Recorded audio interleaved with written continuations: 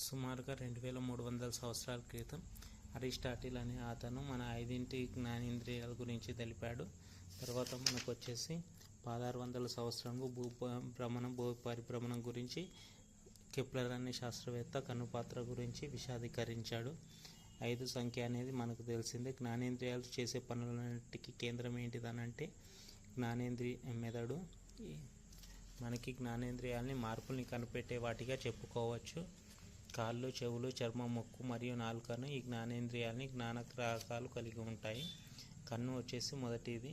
ఇందులో దృఢస్థరం, కార్నియా, శుక్లపటలం, తారక, కంటిపొర, కటకం, నేత్రోదయ కక్ష, కనుపాప, రక్తపటలం, పచ్చచుక్క, నేత్రపటలం, అందచుక్క, దృక్నాడి, కషావత్ కక్ష అని కలిగి ఉంటాయి.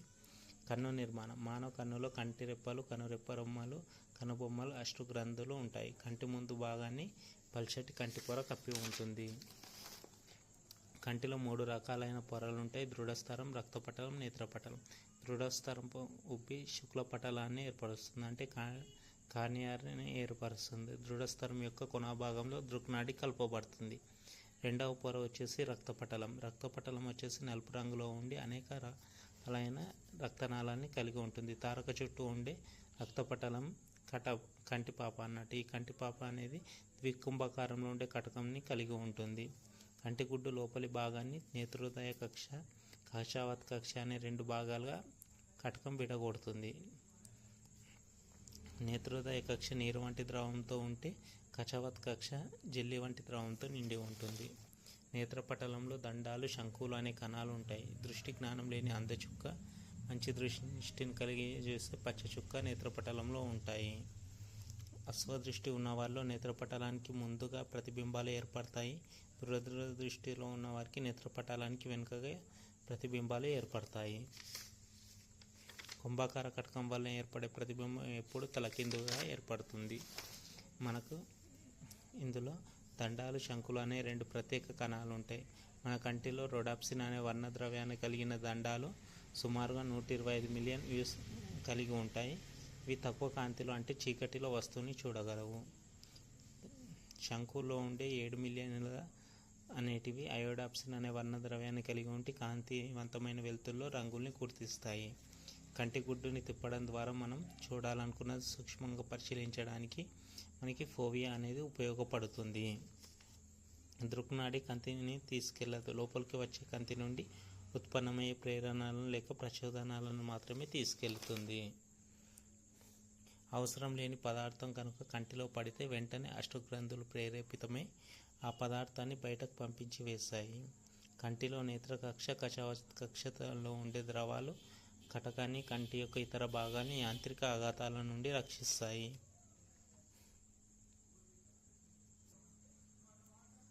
తారక పరిమాణాన్ని సరిచేసే కండ నిర్మాణాన్ని కనుపాప అంటారు. తర్వాత ఒక ప్రతిబింబం ముందు నేత్రపటలం మీద సుమారు 1/16 సెకండ్లు మాత్రమే ఉంటుంది.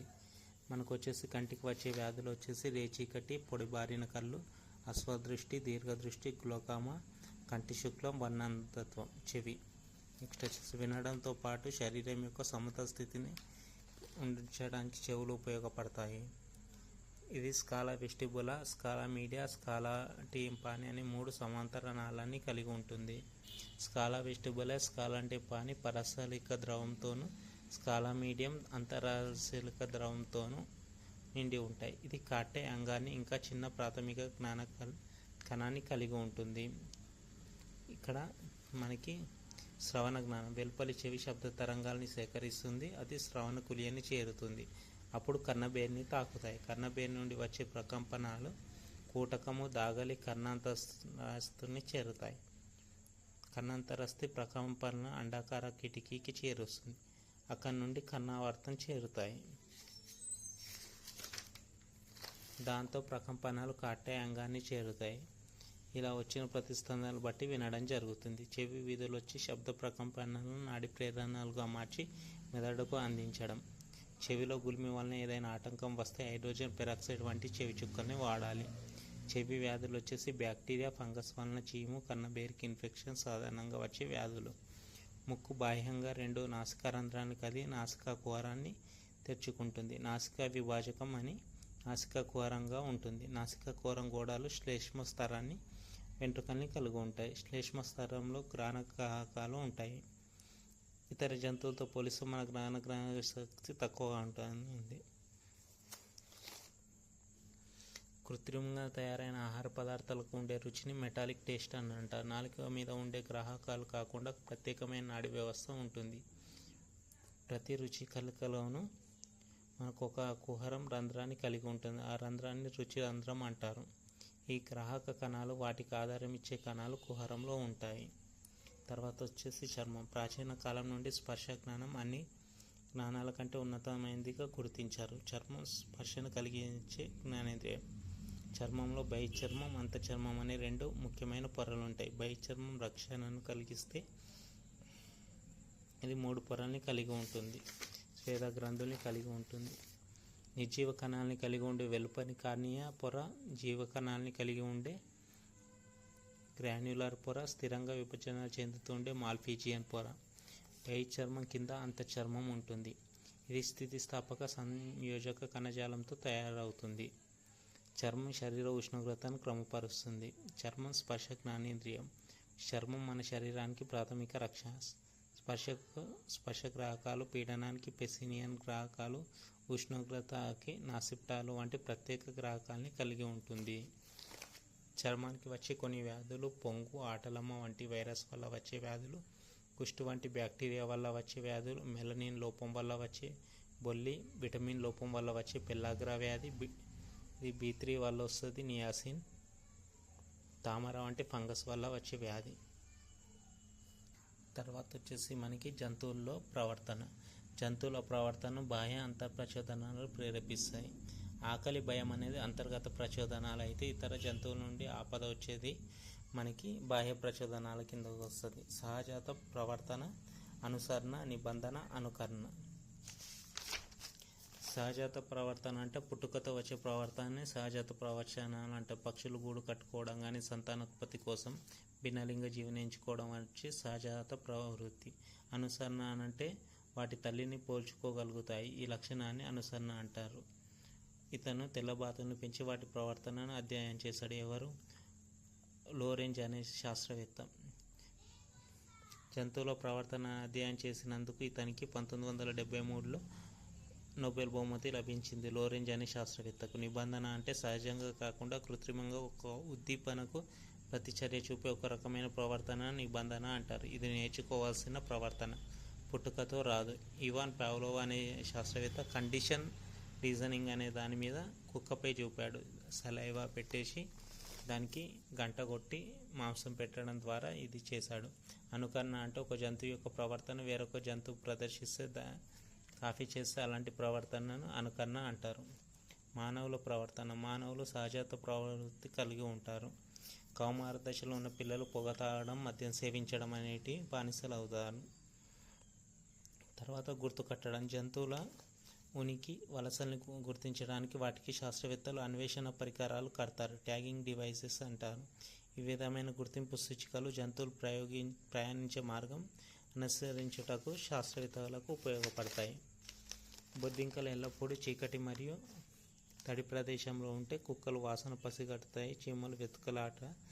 నేతగాని పక్షి 3 వెడల్పు ఆకులను ఎన్నుకొని ఒకదాని కింద మిగతా రెండింటిని పైన పక్కవైపు ఉంచి సన్నటి దారాల లాంటి వాటితో 3 ఆకులు కలిపి కుట్టి గూడు అల్లుతుంది. ఉత్తర అమెరికాలో నివసించే బీవర్ అనే క్షీరదం నీటి ప్రవాహానికి అడ్డంగా ఆనకట్ట నిర్మిస్తుంది. బీవర్ అనే క్షీరదం నీటి ప్రవాహానికి అడ్డంగా ఆనకట్ట నిర్మిస్తుంది.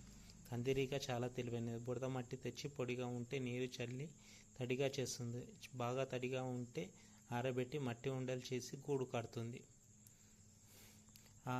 ఆహారం లార్వాలకు కుట్టి విషాన్ని ఎక్కించి వాటిని సేకరించి తయారు చేసిన గుటిలో పెట్టి ఆహారం పైన గుడ్లు పెడతాయి. స్క్రబ్జే పక్షి ఆహారం దాచేటప్పుడు మరొక పక్షి సమక్షంలోనే దాచిపెడుతుంది. కొద్దిసేపటికి ఆ పక్షి ఒక పథకం ప్రకారం దాన్ని దొంగిలిస్తుంది. ఇది ప్రయోగపూర్వకంగా నియమించబడింది. ఉడతలు తమ ఆహారాన్ని ఎవరు దొంగిలించుటకు ప్రయత్నిస్తారు అనే రీతిలో వాటి పక్క దాన్ని పట్టించడానికి చాలా చోట్ల నేల రంధ్రాలు చేసి మర్చిపోతూ ఉంటాయి. ఒక్కోసారి అవి మర్చిపోతాయి కూడా. తార్కికత గురించి వస్తే మనకు గుర్తుకు వచ్చేవి డాల్ఫిన్లు. వీటికి తార్కిక ఆలోచన శక్తి చాలా ఎక్కువ. హెర్మన్ అనే శాస్త్రవేత్త 4 బాటిల్లోన్ డాల్ఫిన్లపై అధ్యయనం చేశాడు. ఈ పరిశోధనలో హవాయి ద్వీపంలోని కవలో బేసిన్ మామల్ ల్యాబొరేటరీలో జరిపాడు. అలెక్స్ అనే ఆఫ్రికా బూడిద రంగు చిలక యొక్క ప్రవర్తన చాలా వింత. అలెక్స్ అనే ఆఫ్రికా బూడిద రంగు చిలక 1977లో ఐరిస్ పెప్పర్బర్గ్ చిలుకకు శిక్షణ ఇచ్చాడు. నెమ్మదిగా దానికి 100కు పైగా నేర్పాడు. పోలికలు తేడాలు గుర్తించగలిగింది. అలెక్స్ అనే ఆఫ్రికా బూడిద రంగు చిలక తర్వాత యాపిల్ని బానరీ అని పిలిచేది, ఎందుకంటే అది అరటిలాగా రుచి, చెర్రీలాగా రంగుతో అనిపించేది. అలెక్స్ చనిపోయేటప్పటికి 7వ ఎక్కం దాకా నేర్చుకుంది. జంతురాజ్యంలో టాస్మేనియన్ డెవిల్ అన్నిటికంటే ఎక్కువ దుర్వాసన వెదజల్లే జంతువు. జంతురాజ్యంలో టాస్మేనియన్ డెవిల్ అనేది అన్నిటికంటే ఎక్కువ దుర్వాసన వెదజల్లే జంతువు. ఈ కీటకం శరీరం 2 రకాల రసాయనాలు ఉంటాయి: హైడ్రోక్వినైన్, హైడ్రోజన్ పెరాక్సైడ్. ప్రాణహాని ఉందని భావించినప్పుడు ఈ రసాయనాలు ప్రత్యేక ఎంజైమ్తో కలిసి వేడెక్కి శరీరం నుండి దుర్వాసన చేయడం ద్వారా వెదజల్లుతాయి. జంతువుల ప్రవర్తనను శాస్త్రీయంగా అధ్యయనం చేయడాన్ని యూథాలజీ అంటారు. తర్వాత మనకు వచ్చేసి 600 కిలోల ధాన్యం పండించడానికి 0.14 చదరపు కిలోమీటర్ల నేల అవసరమవుతుంది. అధిక ఉత్పత్తి కోసం సాగు నేల విస్తీర్ణం పెంచాల్సి వస్తే అడవుల్ని నరికివేస్తున్నారు. ఇలా నరికివేయడం వల్ల మన కాలుష్యం అనేది పెరిగిపోతుంది. ఆ కాలుష్యం వల్ల మనం అనారోగ్యానికి గురవుతున్నాం. ఇలా చేయడం కంటే అధిక దిగుబడినిచ్చే వంగడాలను అభివృద్ధి చేయడం, పంట మార్పిడి చేయడం, మిశ్రమ పంటలు పండించడం, గోధుమ, ఆవ వంటి స్వల్పకాలిక పంటలు పండించడం అనేది ఉత్తమం. దీర్ఘకాలిక పంటల కంటే స్వల్పకాలిక పంటల వల్లనే అధికంగా ధాన్యం ఉత్పత్తి అవుతుంది. పంటల మార్పిడి వల్ల నేలలోని పోషక పదార్థాలు పరిరక్షించబడతాయి. అధిక దిగుబడి సాధించుటకు వ్యవసాయదారులు ముఖ్యంగా 3 పద్ధతులు పాటిస్తారు. అధిక దిగుబడినిచ్చే వంగడాలను అభివృద్ధి చేయడం, అధిక దిగుబడినిచ్చే యాజమాన్య పద్ధతుల్ని పాటించడం, పంటను పరిరక్షించే పద్ధతుల్ని పాటించడం. తర్వాత 100 గ్రామ్స్ నీరు 200 గ్రామ్స్ కార్బన్ డైఆక్సైడ్తో చర్య జరిపితే 120 గ్రాముల కార్బోహైడ్రేట్స్ ఏర్పడతాయి. మొక్కలు తాము శోషించిన నీటిలో 1% మాత్రమే కార్బోహైడ్రేట్ల తయారీకి వినియోగించుకుంటాయి. మొక్కల ఆకుల కింది తరాలపై సూక్ష్మమైన రంధ్రాలు ఉంటాయి. వీటిని పత్ర రంధ్రాలు అంటారు. ఇవి బాష్పీభవనానికి ఉపయోగపడితే అధిక ఉష్ణోగ్రత ఉన్నప్పుడు మూసుకుపోతాయని తెలుస్తుంది. తర్వాత వరి, గోధుమ, చెరకు పండించడానికి అధికంగా వాటర్ అవసరం అవుతుంది. నీరు సరిగా లభ్యం కాని ప్రదేశాల్లో ఆరుతడి పంటలు పండించడం ప్రయోజనకరం. నీటి వృధాను అరికట్టడానికి బిందు సేద్యం, డ్రిప్ ఇరిగేషన్ అత్యంత ప్రయోజనకరమైన పద్ధతి. మొక్కలకు నత్రజని, భాస్వరం, పొటాషియం వంటి లవణాలు అధిక పరిమాణంలో అవసరం. అందుచేత వీటిని స్థూల పోషకాలు అంటారు. కొన్ని పోషక పదార్థాలు చాలా తక్కువ పరిమాణంలో అవసరమైతే వీటిని సూక్ష్మ పోషకాలు అంటారు. ఇనుము, manganese, boron, zinc, copper, molybdenum, chlorine మొదలైనవి. మిశ్రమ పంట మార్పిడి అని అంటే వరి పండిన తర్వాత మినుములు, వేరుశనగ సాగు చేయడం, పొగాకు పండించిన తర్వాత మిరప పంట సాగు చేయడం అనేది పంట మార్పిడిలో ఒక మార్గం. మిశ్రమ పంటలు అంటే ఒక పంట పొలంలో ఒకటి కంటే ఎక్కువ రకాల పంటలను పండిస్తే దాన్ని మిశ్రమ పంటలు అంటారు. సోయా చిక్కులతో కలిపి బఠానీలు పెంచడం, బఠానీలతో పెసలు, మొక్కజొన్నతో మినుములు, వేరుశనగతో పొద్దుతిరుగుడు, వేరుశనగతో కందులు, జొన్నలతో బఠానీ, పసుపు పంటలు కంది సాగు, వేరుశనగలు, క్యాబేజీ. సాధారణంగా పప్పు ధాన్యాలు, గింజ ధాన్యాలని మిశ్రమ పంటగా పండిస్తారు. లెగ్యుమినేసి జాతికి చెందిన పంట మొక్కల వేళ్లపై ఉండే చిన్న బొడిపెలను నివసించే రైజోబియం బ్యాక్టీరియాలు నైట్రోజన్ని శోషించుకొని నైట్రేట్స్ రూపంలోకి మార్చుకుంటాయి. ప్రస్తుతం ఇలా ఉపయోగపడే బ్యాక్టీరియాను వర్ధన యానకంలో పెంచి అభివృద్ధి చేస్తున్నారు. దీన్ని విత్తనాల్లో కలుపుతారు. తర్వాత సేంద్రియ ఎరువులు. మొక్కలు, జంతువుల విసర్జితాలు కుళ్ళింపజేసినప్పుడు సేంద్రియ ఎరువులు ఏర్పడతాయి. Organic manures. సహజ సేంద్రియ ఎరువులు సాధారణంగా 2 రకాలుగా ఉంటాయి: అధిక సాంద్రతతో కూడిన సేంద్రియ ఎరువులు, స్థూల సేంద్రియ ఎరువులు. వేరుశనగ, నువ్వులు, కొబ్బరి వంటి వాటి విత్తనాల పొడి అధిక సాంద్రత గల సేంద్రియ ఎరువులకు ఉదాహరణ. జంతు సంబంధిత విసర్జకమైనవి స్థూల జీవ ఎరువులకు ఉదాహరణ. తర్వాత మనకి పచ్చి రొట్టె ఎరువులు అని అంటారు. నేలకు పోషకాలు అందించే వాటిని పచ్చి రొట్టె ఎరువులు అని అంటారు. ఏ ఆకులతోనైనా పచ్చి రొట్టె ఎరువులు చేసుకోవచ్చు. వీటిని ఆకు ఎరువులు అంటారు. పంచగవ్య, ఇది కూడా ఒక సహజ ఎరువే. పంచగవ్యలో ఉండే ముడి పదార్థాలు ఆవు పాలు, పెరుగు, నెయ్యి, పేడ, మూత్రం.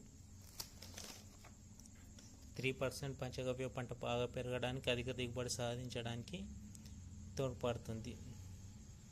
తర్వాత మనకు మైక్రోబియల్ కల్చర్ అని అంటారు. వాతావరణం నుండి పోషకాలని నేలకు తద్వారా మొక్కలకు అందించడానికి కొన్ని రకాలైన సూక్ష్మజీవులు ఉంటాయి. వీటిని జీవ ఎరువులు లేక మైక్రోబియల్ కల్చర్ అంటారు. సాధారణంగా జీవ ఎరువులు 2 రకాలు.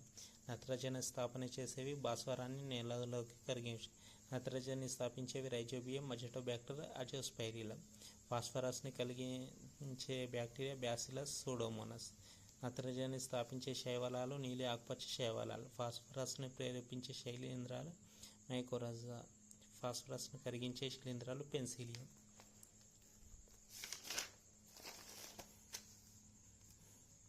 కొన్ని రకాల కీటకాలు మనకు హాని కలిగించే, నష్టం కలిగించే కీటకాలని అదుపులో ఉంచుతాయి.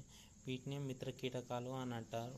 సాలెపురుగు, డ్రాగన్ ఫ్లై, క్రిసోరా, మిరిప్స్, లేర్బిట్స్ మొదలైన కీటకాలు అనేటి జసిడ్ ట్రిప్స్ మరియు కాండం తొలిచే పురుగుల్ని తింటాయి. ట్రైకోడర్మా శిలీంధ్ర కాండం తొలిచే పురుగులలో నివసిస్తుంది. వీటిని తినే ధాన్యాన్ని కొంగల్ పురుగు వంటి వాటి గుడ్ల దశలో వీటితో నాశనం చేయవచ్చు. మన దేశంలో సంకరజాతి వారి విత్తనాలని రూపొందించడం 1911లో ప్రారంభమైంది. కందులు పండించాక మొక్కజొన్న, జొన్న వంటి పంటలు పండిస్తే కాండం తొలిచి పురుగులు మరియు ఎండు తెగులు నివారించవచ్చు. వీటిని ఆకర్షక పంటలు అని అంటారు. 1912లో మద్రాసు ప్రొఫెసర్ ఈ విషయం మీద అధ్యయనం చేశారు. Genetically modified seeds. మొక్కకు కావలసిన పోషకాలు 85% ప్రకృతి సూర్యరశ్మి ద్వారా అందుతాయి. మిగతా 15% పోషకాలని భూమిలోని సూక్ష్మ క్రిముల ద్వారా గ్రహిస్తాయి. శ్రీ వరి సాగు అనంటే ప్రత్యేకమైన వరి వంగడం కాదు. శ్రీ వరి సాగు అనేది సేద్యంలో ఒక విధానం. అంటే తక్కువ విత్తనం, తక్కువ నీటితో ఆరుతడి పంటగా పండించే పంట. శ్రీ అంటే సిస్టమ్ ఆఫ్ రైస్ ఇంటెన్సిఫికేషన్. సాధారణంగా వరి సేద్యంలో 1 కిలో వరి ధాన్యం పండించడానికి సుమారు 5,000 లీటర్ల నీటిని వినియోగించుకోవాల్సి వస్తుంది.